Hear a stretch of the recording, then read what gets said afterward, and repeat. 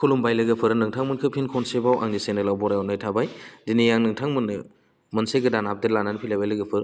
अन्नानै नोंथांमोना भिडिअखौ जोबजासिम नायलां आरो सोरबाफोर चेनेलाव गोदानै फैदोंब्ला दासिमबो जुदि आंनि चेनेलखौ साबस्क्राइब खालामाखैब्ला अन्नानै चेनेलखौ साबस्क्राइब खालामनानै हो, लोगोसे लाइक आरो शेयारबो खालामनानै होदो लोगोफोर।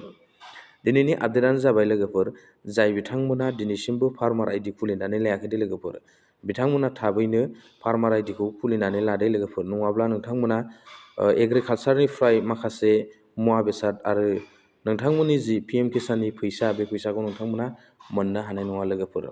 दा बे PM किसाननि फैसाखौ मोननो थाखाय नोंथांमोना लेन्ड हल्डिंनि माखासे प्रब्लेम जादों दे लोगोफोर।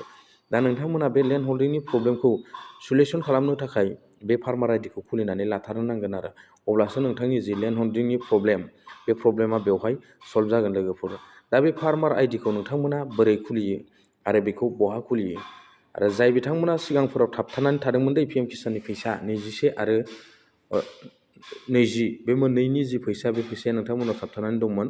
बे फैसाखौ नोंथांमोना जुदि फार्मार आइडिखौ खुलिनानै लायोब्ला, लेन्ड हल्डिंखौ जुदि नोंथांमोना गोदानै आपडेट होफिनोब्ला, नोंथांमोना फैसाखौ खेबसेयैनो मोननो हागोन आरो लोगोफोर, नैबे 22 इनस्टलमेन्टजों लोगोसे।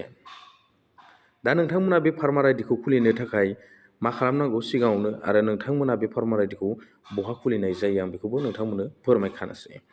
नोंथांमोना बे फार्मार आइडिखौ खुलिनो थाखाय गाव गावनि मबाइल फनजों हानाय नङा लोगोफोर। नोंथांमोना बे फार्मार आइडिखौ खुलिनो थाखाय बा बे फार्मार आइडिखौ बानायनो थाखाय नोंथांमोननि जि खाथियाव थानाय जि CSC सेन्टार, बेवहाय थांनानैसो नोंथांमोना बे फार्मार आइडिखौ खुलिनानै लानो नांगोन। नोंथांमोना बेखौ बिना CSCजों फार्मार आइडिखौ खुलिनानै लानो हानाय नङा दे लोगोफोर। नोंथांमोना बेखिनि खामानिखौ मावथारनांगोन।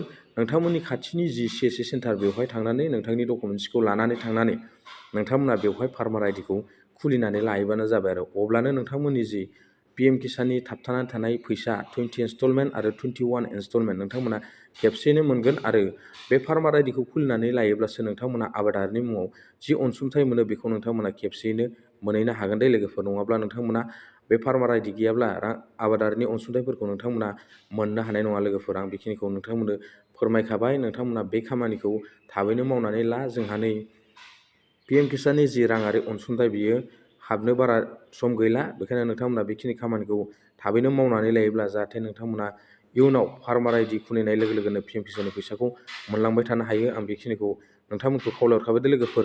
नोंथांमोना गोबाव खालामनांला, थाबैनो थांनानै फार्मार आइडिखौ खुलिनानै लायोबानो जाबाय दे लोगोफोर, नोंथांमोननि खाथिनि जि CSC दखानाव थांनानै आरो लोगोफोर। दा दिनै भिडिअ एसेनोसै लोगोफोर, गोजोन्थों। बेबायदिनो नेक्स्ट भिडिअ लोगो मोनगोन आरो बेबायदिनो गोदान गोदान आपडेट फैयोब्ला आं नोंथांमोननो होलांबाय थानो नाजागोन। थेंक इउ, गोजोन्थों, बाय बाय।